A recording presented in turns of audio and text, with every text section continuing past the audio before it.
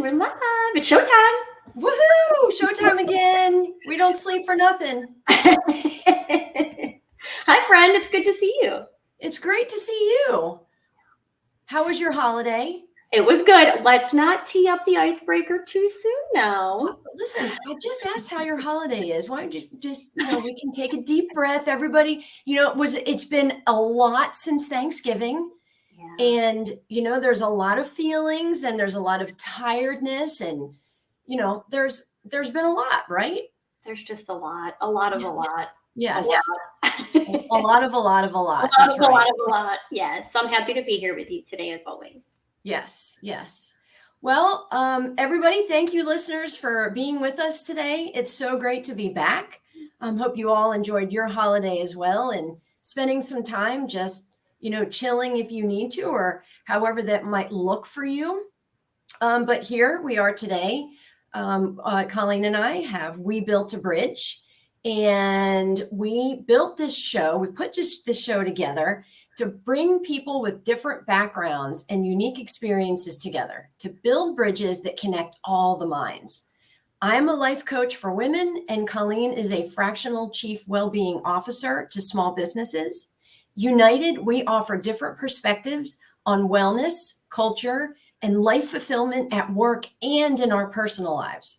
We will share necessary and sensitive stories that evolve around those topics and invite you to open your mind to connect with all minds. So thank you so much for being here for part 2 from episode 3. And Colleen, you're up. Yeah. No, great. Thank you for throwing me that. So today's show is part 2. It's part 2 of what we talked about 2 weeks ago, which is why workplace atmosphere is my core focus and life coaching Christine's. So when we started diving in 2 weeks ago, we assumed we would run out of time. And of course we did. And so we really want to continue the conversation today. And with that, I'll just kind of give a couple of high level points of what we talked about, just in case you weren't able to join us, or maybe you weren't able to listen to the recording. So basically the way we dove in 2 weeks ago is we reflected on how our upbringings. So for example, being raised by baby boomers, assuming the role of middle children, both of us are middle children, being told that work is a place that you go so that you can pay your bills. So we reflected on that upbringing. And then we also reflected on our career histories. So things such as being a part of the hustle culture, not feeling as though we belonged, not having our opinions heard and or dismissed, even though we were repeatedly asked for them. And so in talking about all of that information is really, again, what we reflected on it in order to share how it influenced or even kind of sits behind the work that we do today. So again, we're excited to continue the conversation. But before we do that, we do have to start with our opening icebreaker. And so this week, because we are coming off of the holiday, and again, we know that not everyone celebrates Christmas. I know, Christine and I do. So as we're both coming off of the holiday, we wanted to start our icebreaker off with what was the funniest, most awkward, or most memorable moment from your holiday. So that's to you. Okay, so when we get together for Christmas, my family, we have chosen to do the white elephant. So for anybody that's not familiar with the white elephant, you draw a number. So everybody just brings a gift, and you can name a price and under, and then that's it. So when you bring a present to a white elephant party, you don't know who is going to get it.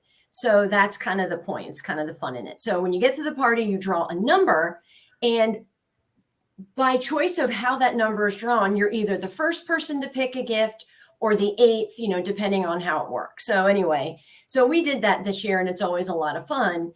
And this was just really funny. One of the gifts I was not a recipient for this gift, but one of the gifts was in a bag, a holiday bag.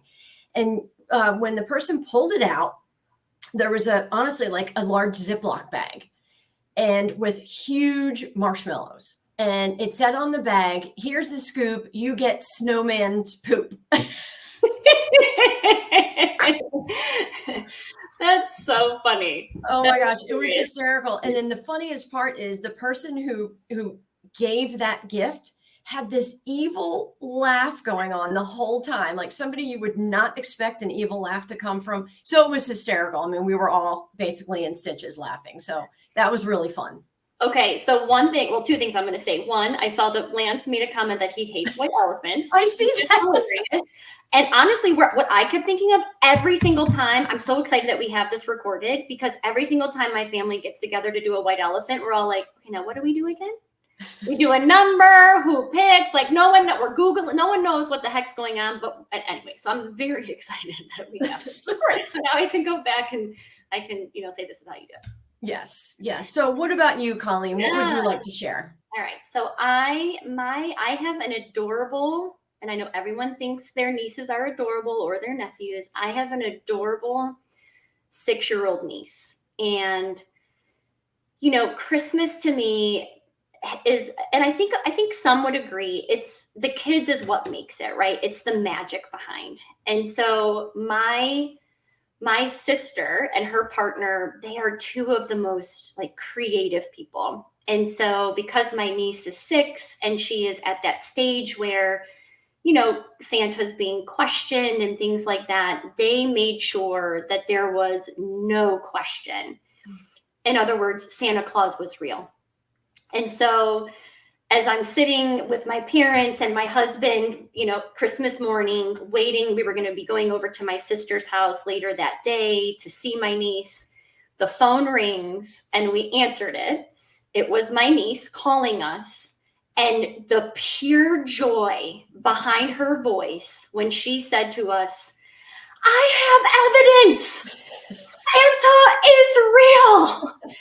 And she just went into this scavenger hunt, and like the milk cup was on the grass and the half-eaten carrot, there was a photo. So if you saw my LinkedIn yesterday, that was a little mini Polaroid that's either Santa's elves or somebody took a photo of while he was hanging or doing the stockings. Anyway, so for me, I know, Eden, of course Santa is real. That's right. Thanks, Eden. But for me, that was just the moment of, okay, this is why I travel home to Cleveland, Ohio for the holiday. It's for her.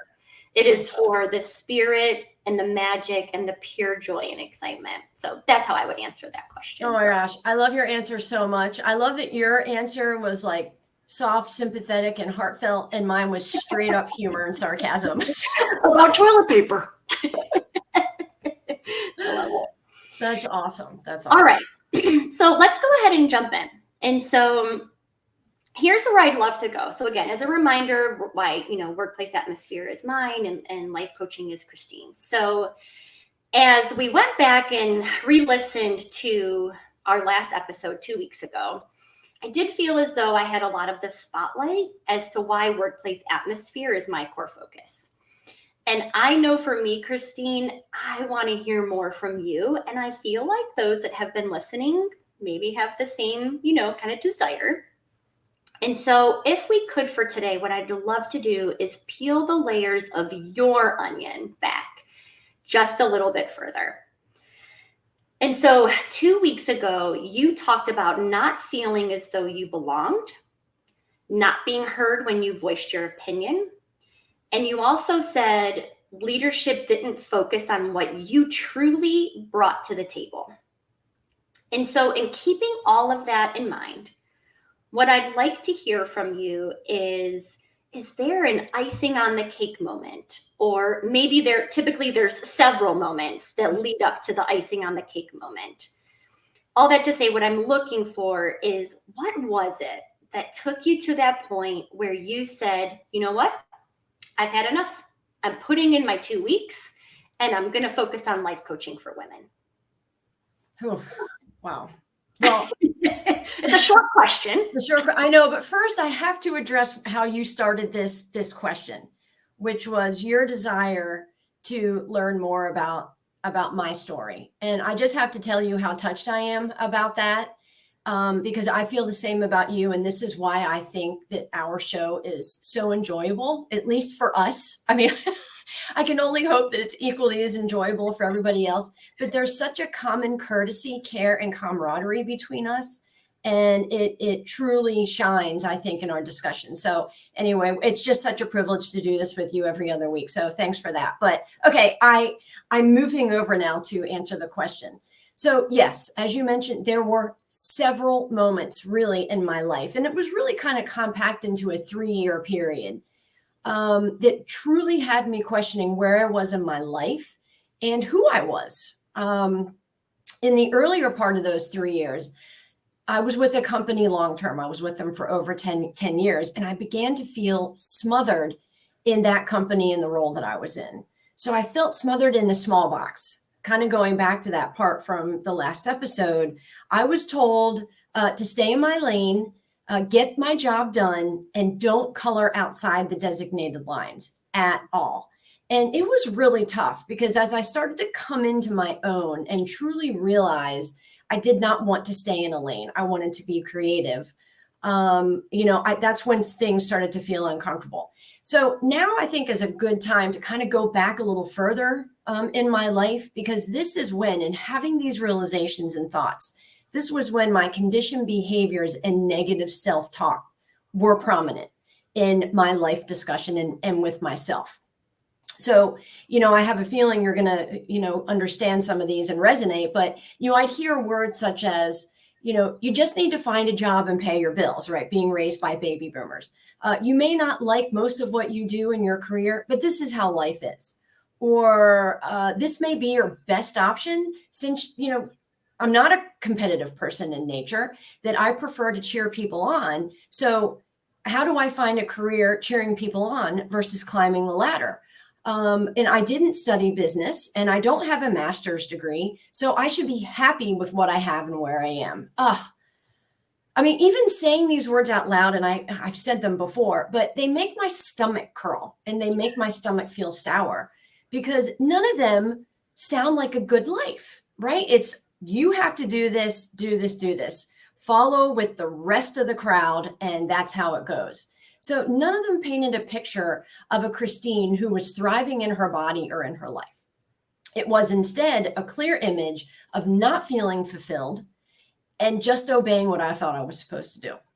So I left that role, with the company that I was with long term. And unfortunately, the company that I went to, that I was hired by, was not a good experience. To offer the short end of the long story, they were at the other end of the spectrum from where I felt unheard and to stay in my lane. So neither one, if one was over here and the other one was over here, neither are a healthy culture, right? So it's too much of something.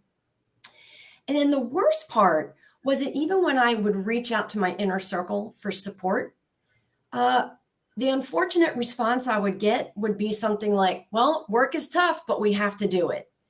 And I just felt even more put inside that box and generalized versus being seen as Christine Passo, and an individual with her own goals. So not a single word in any of those efforts of support were helpful to me. And over the years, I had heard about coaches, right? You hear about a coach, you hear about therapists, all these types of things, but I really had no idea how a coach could help me. But I was kind of at the end of my rope. I felt there was nobody who was helping me. So I got on LinkedIn, even though I was barely on LinkedIn, I had an account, but really didn't, there wasn't much going on. And I searched and did a lot of reviewing and reading on coaches. Well, I found one that I just strongly identified with. I thought, okay, and I searched for a career coach specifically. And I was like, okay, this is it. This is the one. And from the very first session we had, I felt an impact already.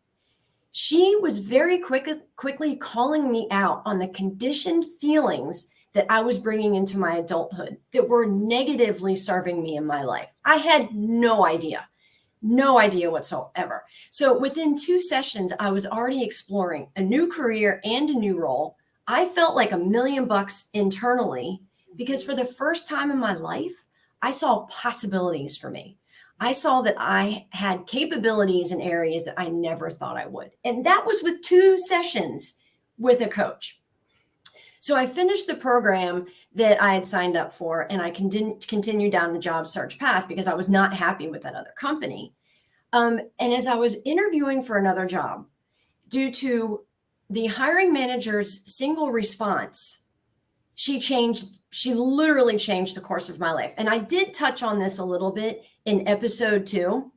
So I'm going to replay it for you to keep everybody in queue. But I had asked her during the interview process, I said, if you were to have hired me and look back a year from now, what is it that I would have had to have done to prove to you that I was a great hire?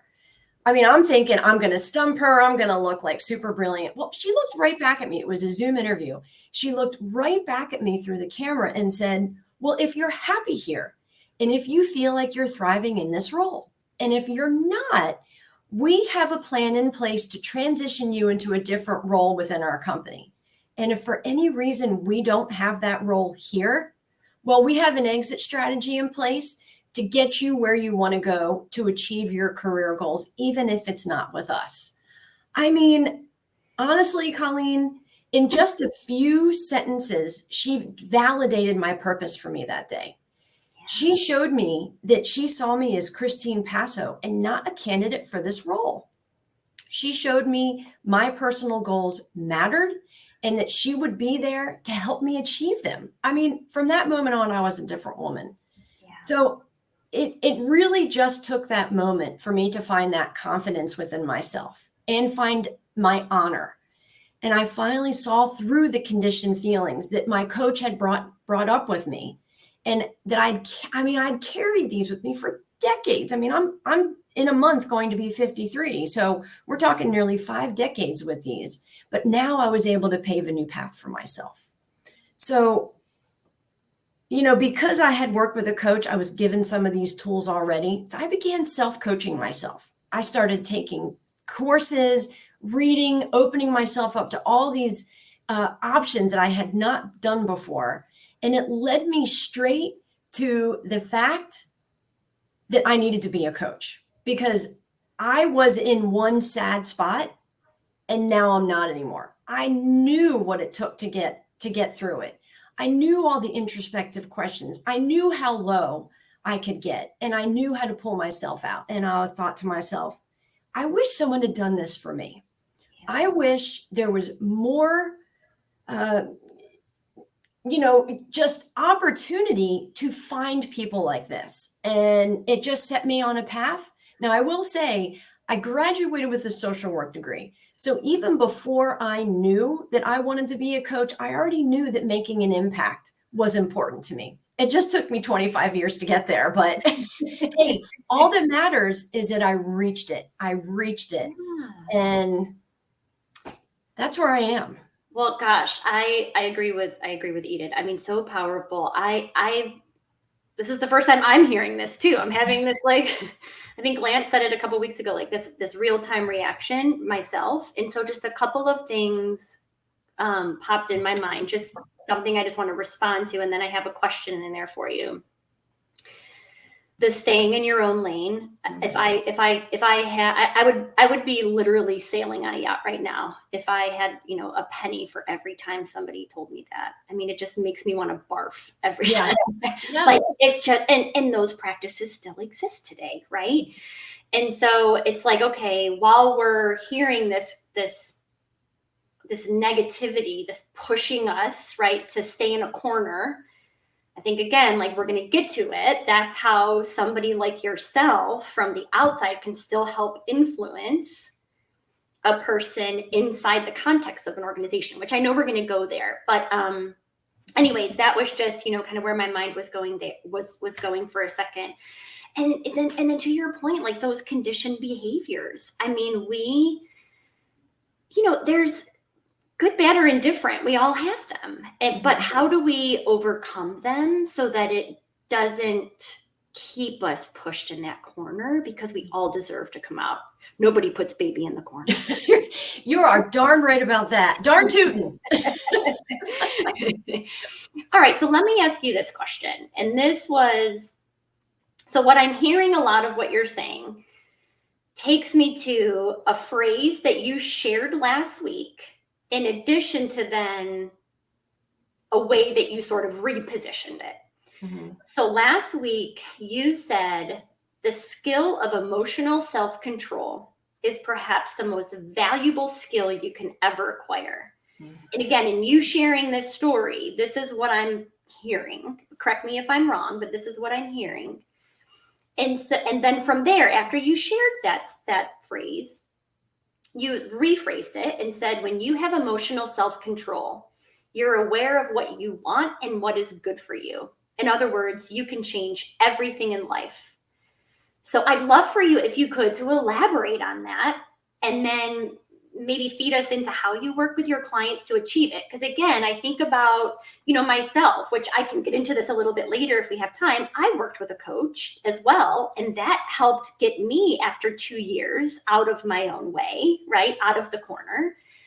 But I'd love to hear that from your angle, because again, I'm not familiar with it myself. So if you could kind of tie all of that into the response, I'd love to hear that from you. Absolutely. So, you were quoting some of the discussions that we had in the last episode. Mm-hmm. And I'm probably not saying it verbatim, but that by having emotional self-control, it will change everything in your life. And when I say everything, it really is everything. And I'm actually, my fingers are cold and my body has goosebumps, because to have emotional self-control opens your eyes to what you never saw before. Okay, so emotional self-control happens after you learn about your own emotional self. Okay, so your emotional self travels everywhere with you. It's that whole everything part again that I talked about. Mm-hmm. It's with you when you wake up and how you choose to welcome your day.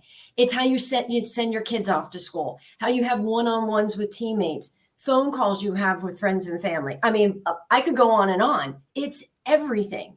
And so your emotional self can feel confident and strong, or it can feel confused and unsure. And this emotional self makes decisions at work and in your personal life. And we don't even know it because we're on autopilot. Everybody is. I mean, 5% of the decisions and reactions that we have in a day are conscious. 95% are unconscious. So that's huge, right? Sorry to interrupt. That's a crazy, crazy stat. Sorry to interrupt. It is. It's insane. So, when you attach that 95% to a lack of emotional self-control, wow, it's mind-blowing.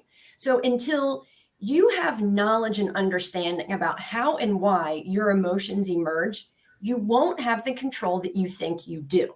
And it's all part of the mirage and the denial we live in due to operating on autopilot with conditioned behaviors. So the conditioned behaviors, just to cover it really quickly, are what we learn in our childhood. We believe that our parents are right. We believe that they're guiding us in the direction that is best for us. But the truth is, no two people feel and think the same.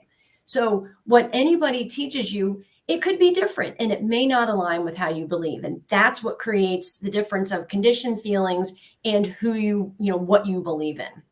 So it's a harsh reality to know that most people live their entire lives without ever fully understanding where their emotions originate and how to control them. Most people.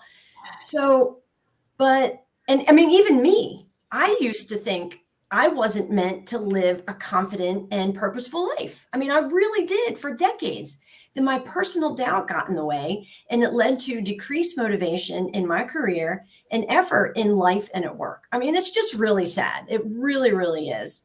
But you ready for this? Enter the changing life cycle of coaching. I mean, this is it. Coaches help to bring your emotional self to the surface so you can better control what happens next. So like how you listen and interpret information and your reactions, which lead to you making better decisions about everything in your life. I mean, everything.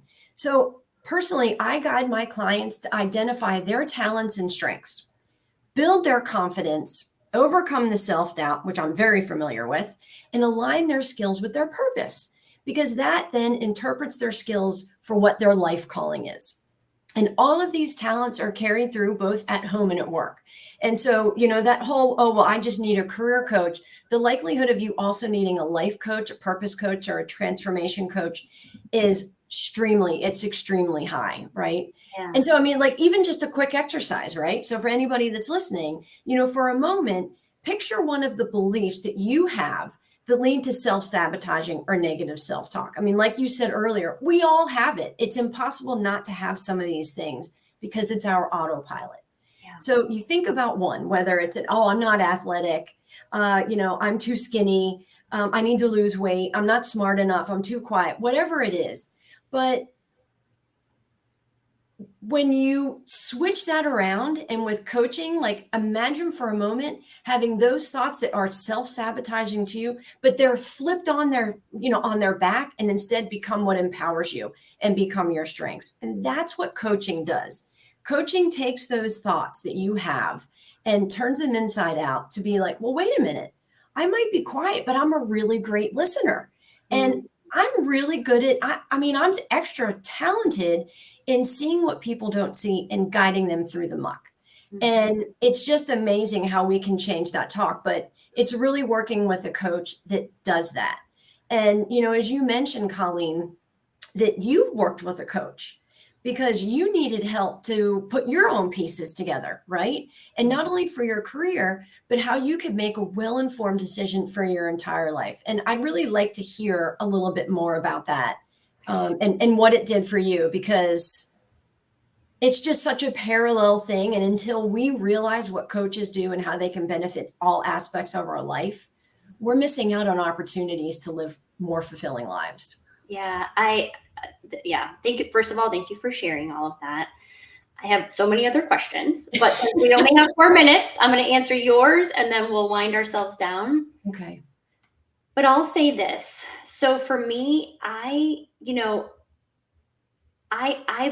fought working with a coach as much as I fought working with a psychologist years ago.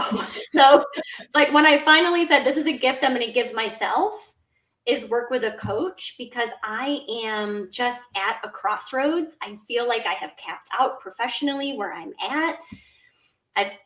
So all that to say, if I cannot stress enough that if someone hasn't tried working with a coach in some fashion, it is the best gift you can give yourself. Because for me, what it did was it helped me pull out her and I were a little bit, it was specifically for like career, but we've talked about there's no separation, right? I'm still a human body with a brain and with emotions. And so she did help me pull out what are some of the best traits and qualities and abilities that I bring to work that have been pushed aside, locked in a cabinet because others didn't want to give me the key to the next room or the key to the next seat, right? And so she really helped me uncover those and then give myself, whether it was approval or the confidence to then bring my voice to the table differently, to say, hey, I want more, I need more.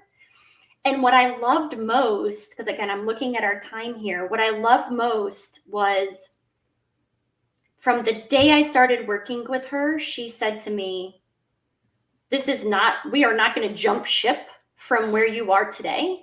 We are going to first navigate where you are today, turn over every last piece of lint we can find on the floor. And if it doesn't exist, if there's nothing there for you, then all this great work you have done, you have built this foundation for you to take the leap that you desire. I would have never done that. I was fighting it for years. I would have never taken the leap that I desired had I not worked with a coach. And amazing. So I just can't stress it enough. Are we going to schedule our session together after this? Absolutely. My book is always open for you. So anyways, all that to say, I can't stress it enough. And I really appreciate you allowing me to learn more, allowing everyone else to learn more from peeling the layers of your onion back. And then helping us understand, again, what it is that because there's coaches are each, everyone is unique and brings something special. So I know that I really appreciate it. And I think those that were listening and today did as well. Thank you. Yeah. So because we have 1 minute left and we honor our time, we will close out, but we want to just tee up where we're heading for January 11th. So that's our next show, episode The 5. next year. Yes, which is mind-blowing, 2024.